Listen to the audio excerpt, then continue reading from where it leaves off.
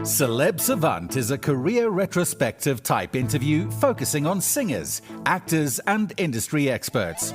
Join Barrett Edelstein now as he dives into the entertainment world.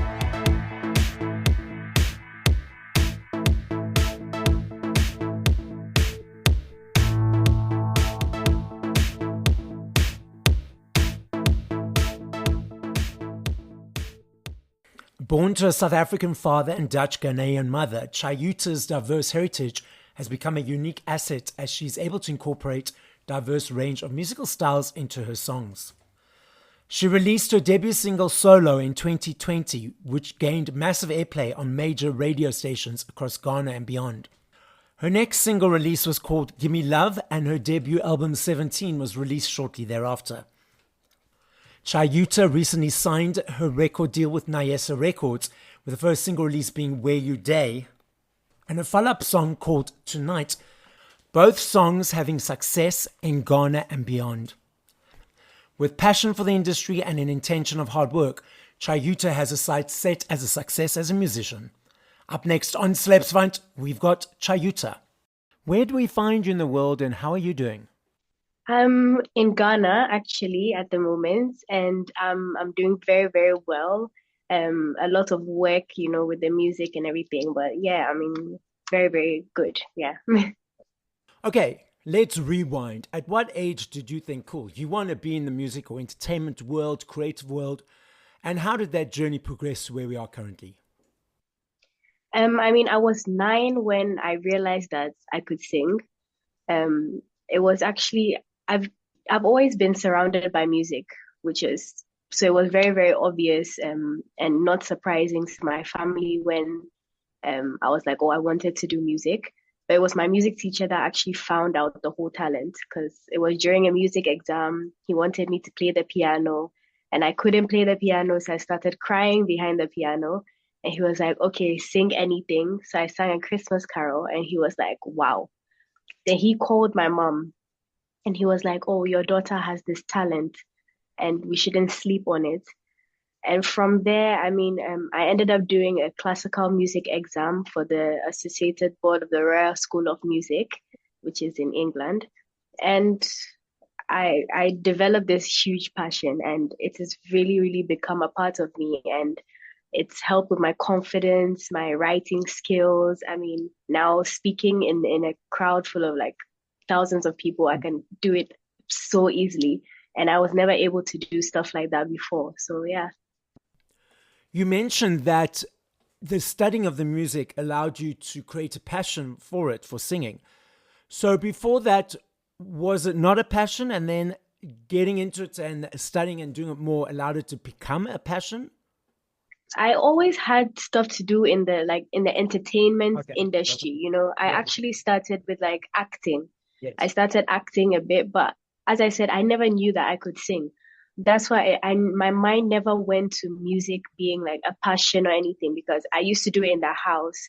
Like I used to hum along to songs, just try and write my own lyrics for fun.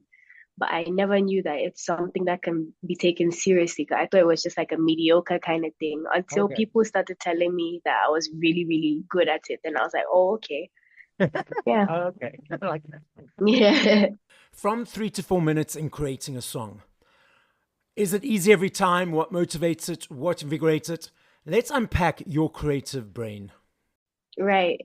For me, I like to, there's a lot of artists that are good at writing on the spot. Yes. When they get the beats then they write everything, then they're like, okay, let's just get into the studio and do it.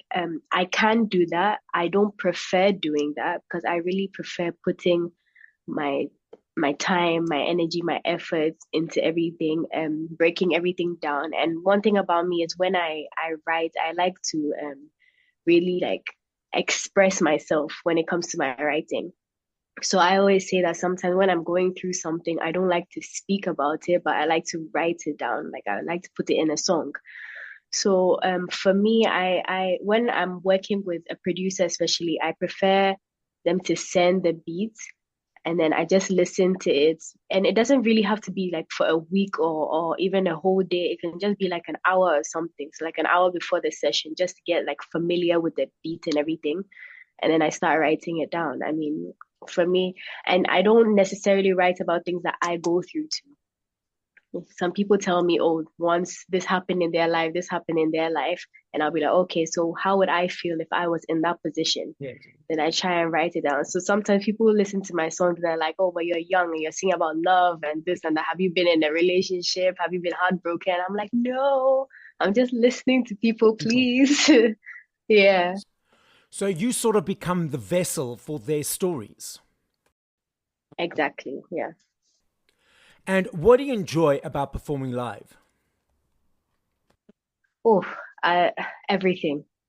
Everything connecting with the audience, being able to turn a song that people have listened to into something else.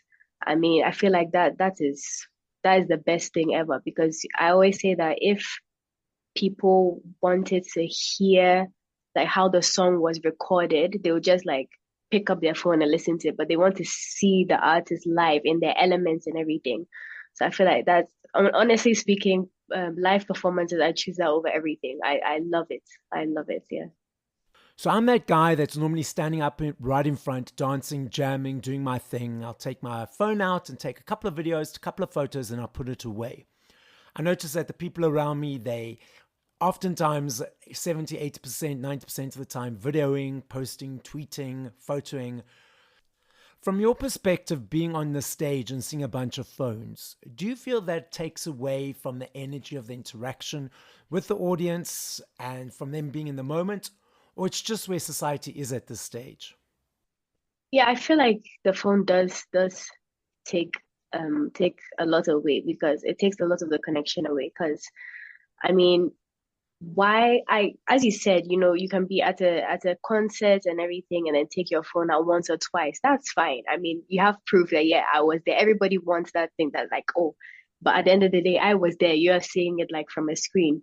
But I mean, to have it out like constantly for like, I mean, I've been to concerts and as you said, people are holding their phone Yes. constantly. They're like peeking over the screen. I'm like, Yes. what's the point? Like, Yeah. what's the point? You're supposed to be there. You're supposed to be living in the moment. Mm. And I feel like you get to see the artist in their true self, you know. If I'm at a Coldplay concert, I'm not gonna be bothered about holding my phone out 24/7. I want to connect with the artist, And I feel like it's really important to just find that kind of balance between, okay, let me capture this moment so I have proof that, oh, I was here, and let me also show the artist that I'm appreciating the work and the effort that they have put into the whole concert as well. What is next? What's happening short term and long term? So for me, I'm working on a project, an EP, and we're releasing that the middle of this year. And I'm doing a bit of traveling.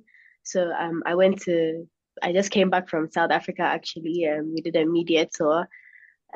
So now I'm just like gathering the last bits of the project together back here in Ghana, and then I'm hoping to come back to South Africa, shoot a couple of videos, do a couple of collabs, and definitely travel to other countries as well, because there's a lot of artists and producers that I'm looking to meet up with, and the next step is definitely, after this project, is definitely an album, and I'm looking forward to that. So it's a lot of hard work, a lot of dedication and efforts, but I mean, it's my passion. So Exactly. yeah. So you've previously released the album 17. So now why release an EP and then another album? Is it sort of just filling the gap so it's not too long between releases? Yes, and I feel like when I released that project 17, I was my sound has really changed. It has Okay. developed, it has evolved, 17, I mean, the title of the project says it all. I was 17, I was young. I was exploring and everything, but now I really feel like I've settled on what I want to put out there, what story that I want to tell, especially in my writing, and what image that I also want to put out there. Because putting music out there is not only about just writing because something, a topic is trending and all those kind of things. It's about what target market you're looking for, where you see yourself in the next few years, and all those kind of things. So everything is for me, everything is strategical because people are always like, oh, 17 was quite a while back. Why haven't you done anything yet? And I'm like, I can decide to release 5 albums in a year, but what's the end game? You understand? It's all about what comes after. I don't want to be a one-hit wonder. It's about the time, like the evolution and everything. So yeah. So I understand that's quality over quantity. Yeah. Okay. Yeah. What do you enjoy about music videos? But I used to be so afraid of music videos. I hated it when I started because I never really understood that what we see on TV, how the artist is, they look so comfortable. That's actually not how it is behind the scenes. You have like I don't know, 5 cameras on you. You have the makeup artists, you have the stylists, you have the set managers, all those production managers. And because I used to be a very shy, timid, kind of laid back person, it's like you and all these people staring at you. Yes. I was like, okay, this is different. But I mean, as time went on and I got more comfortable, I got more familiar with the process. It was actually, I realized that it's actually something I love to do. I actually love the camera, which I'm happy about because, I mean, being an artist, one thing you have to do is be comfortable with your face being put out there almost every single time. So one thing about me is when it comes to the process of creating the idea or the concept is I am fully involved in it. I like to put in my ideas because, as I said, the songs that I write, the story that I tell, it's not. I don't want a mediocre video being put out there. I want something meaningful, which matches the energy of the lyrics and everything in the song. So I've really grown to love the whole process actually for music videos. You mentioned the strategy earlier, so I suppose this all is overlapping because the music video is a visual representation of what you're putting out there, which links to the image that you'd like to portray. So it's all about the strategic elements, and this is part of that. Yeah, okay. Exactly. So I love me a CD. I still budget for my CDs every month. I love the aesthetic of holding something, the journey of the choice, the journey of the unpacking, the booklet, the listening from song 1 to 10 or 15. I'm not sure if you're aware that CDs, even cassettes and vinyls are making a massive comeback. Vinyls alone last year in the UK, 5.9 million copies sold, the biggest since 1990. And cassettes and CDs are also on an upward trajectory. But we've also got these streaming platforms whereby people consume music on. What is your observation and perception of the landscape at the moment? Well, I actually did not know that about the CDs and everything. And I'm actually really, really happy. Yeah, I mean, I'm actually really, really excited and I'm happy about that because first thing when you enter my house, actually, first thing is to see a stack of like a whole shelf of CDs. I mean, that's literally, from Boys to Men to Whitney Houston to Aziet. I mean, so I'm actually very, very happy about that. And I feel like it is very, very important because at the end of the day, that's where the love of music came from. You have a lot of, my grandma is always telling me about the excitement of just hearing an artist announcing that they're releasing a new CD or a new record and everything, and just going to the record store and getting the record player. And I haven't set my eyes on a proper record player yet, but I really want to get one. Yeah.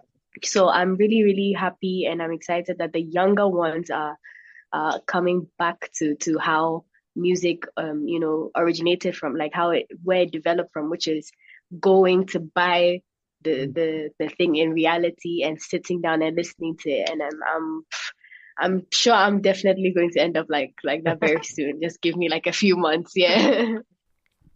Last year, I wanted to get a new CD player because I was living overseas for a while. And so many people were saying, well, you can't get them anymore. They are nowhere to be found. So I went on to Take-A-Lot, and I was hoping for one good one. And there were hundreds of options. I narrowed down and then narrowed it down again. And I got my CD player, and I'm listening to the music, and the sound quality is so amazing, and I'm absolutely loving it. Yeah, that's amazing, honestly. I love this game. I know if I had to ask you this question in 2 minutes, 5 minutes, 8 years, I know your answer will be different every time because there are millions of them. I recognize that and I understand that. I'm not saying favorite, I'm saying top of mind. But if you had to push play to 5 songs by other artists once we finish this conversation, what would those 5 songs be and by whom? Ooh, I Will Always Love You, Whitney Houston. Wow, this is a difficult one. Just the first, next 4 that come through. Okay, Last, Burna Boy, Water Tyler, Last Night As Yet, and My Heart Will Go On, Celine Dion. Yes, lovely. those are literally, yeah. You mentioned earlier there are a bunch of artists that you like to collaborate with. So in this moment, understanding that it will change, go big now. Your bucket list of 3 artists in this moment that you like to collaborate with. Rihanna, Burna Boy, and Usher. Okay, so now let's put it out there that we are stepping into it and all those collaborations will be happening shortly. Yes. Okay. So the podcast is listened to throughout the world. So as a final message, what would you like to say? Just the new fans that I've gained from this, thank you, because obviously you heard something that you liked and you wanted to join the journey. So thank you so much. And the upcoming artists, I mean, if you have a passion for music, or actually if you have a passion for anything, I mean, just go for it. Don't let people tell you can't do something. And if at a certain point it gets tough, just remember why you started. Because that's what I do. Sometimes people tell me, oh, you're too young, it's not going to work out for you. But I just sit back and I think about the 9-year-old Chayuta and why she started music in the first place. And make it fun. Just make it fun. Because at the end of the day, you're doing what you love to do. And nobody should define the term fun on your behalf. Just make it fun and enjoy everything to the fullest. I mean, yeah. Thank you for listening to this episode of Celeb Savant.